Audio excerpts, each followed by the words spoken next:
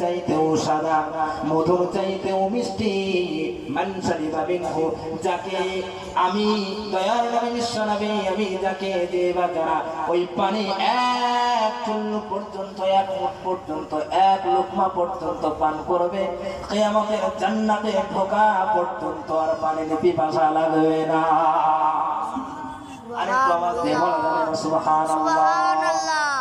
সম্মানিত বাপজিরা আমার, সোনার লালেরা, নবীজি আমার তিনি আম্মা আয়েশা রাদিয়াল্লাহু তাআলা আনহাকে বললেন, ওহে আয়েশা, কিয়ামতের ভয়াবহ ময়দানে আল্লাহ রাব্বুল আলামিন শুধুমাত্র তুলবেন না, বরং প্রত্যেকটা মানুষকে তিনি মাটির ভিতর থেকে the great almighty Allah will raise us from the ground.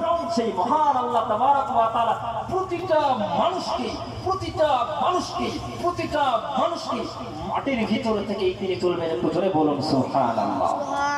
অতএব একদিন আমাদের সকলকেই, একদিন আমাদের মাটির ভিতরে ঘর হবেই হবে গো বাচ্চা, কেউ ভাই হবে না? এখন বলবেন হুজুর বা শেখ, আপনি তো বললেন মাটির ভিতরে ঘর হবে।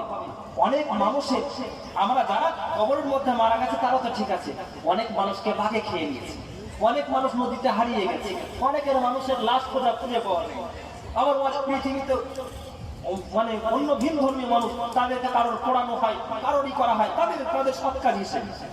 এখন আপনি এর উত্তর কি দেবেন? এবার ভাইরা, আল্লাহ তাবারক ওয়া তাআলা পবিত্র কোরআনুল কারীমের মধ্যে সেটাও তিনি বলেছেন। দেখুন, মানুষের শরীরের অঙ্গে প্রত্যঙ্গের মধ্যে হতে একটি হাড্ডি, রেড় কি হাড্ডি বলা হয়, মানে শির দাঁড়ার একটা হাড্ডি রয়েছে গো বাপ, যেটা আরবিতে বলা হয় আজনাস।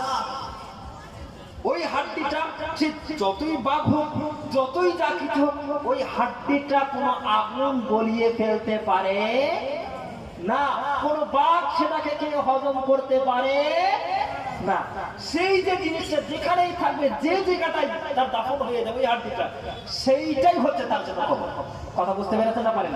আর কিয়ামতের ভয়াবহ ময়দানে সেই যে হাড্ডিটা যেখানে পুঁতে মানে জায়গা হয়ে গেছে, সেখান থেকে তাকে আল্লাহ তাবারক ওয়া তাআলা তিনি যখন বলবেন কুন হয়ে যা, তখন তার পৃথিবীতে যেমন তার শক্ত মাংস পিণ্ড ইত্যাদি যা কিছু ছিল সব কিছু আল্লাহ তাবারক ওয়া তাআলা আপনাকে ওই মহান আল্লাহ তাবারক ওয়া তাআলার কাছে জবাবদিহিতার কাঠ করায় আমাদের দ্বার হতে বলেন হবে। Everyone must be stand in the doc of accountability. কেউ জবাব দিয়ে খালি যেতে পারবো না, তোমার সকলকেই জবাবদিহিতার কাঠ করায় দাঁড়াতে হবে। একদিন মাটি